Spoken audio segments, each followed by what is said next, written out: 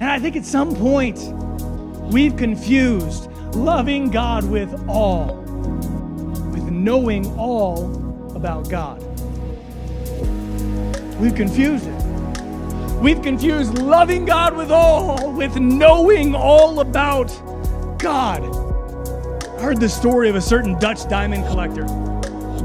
He was looking all around for this extremely rare diamond. There was a dealer in New York, his name was Mr. Winston, and he heard that this great Dutch diamond collector was searching for the diamond, and he thought that he had the diamond that this collector was looking for. So he reached out to him, and that Dutch diamond collector showed up to his shop. The shop owner had his greatest salesman sit down with the diamond and present it. The salesman presented all of the diamond and all of its specs. Talked about the carats, it talked about the size, it talked about where it came from and originated. He shared in great detail what this diamond was. But after a few minutes, that great diamond collector stood up to his feet, put his hands forward and said that it wasn't the diamond he was looking for.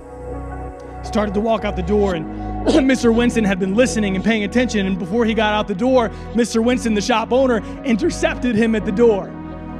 Said, "May I please present to you the diamond one more time?" The Dutch collector agreed. They sat back down at the table, and Mr. Winston took that exact same diamond and started presenting it to this collector. Only this time it wasn't the specs and all of the information, it was just how much he loved and adored this diamond.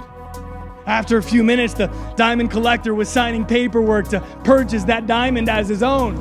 As he began to leave the shop, his very talented salesman came over and said, "Why were you able to sell him the diamond when I couldn't?" He said, "I pay you well. I pay you well because you know all about diamonds, but I'd pay you twice as much as you do right now if you loved diamonds as much as I do. You know all about them, but I love them." And some of us here know all about God. But Jesus tells us to love God with all. And I'm not telling you to neglect Bible study. I'm not telling you to neglect studying the Word of God. I'm not telling you to neglect memorizing the Bible or neglect Bible studies. I'm telling us that we must not forget to love God with all. It is the first and great commandment. We are not to love God with just a part of ourselves. We are to be able to measure every thought and emotion and feeling and word and action in light of our desire to glorify God because we love Him. Be a toddler in the presence of your Father because He's everything you're looking for.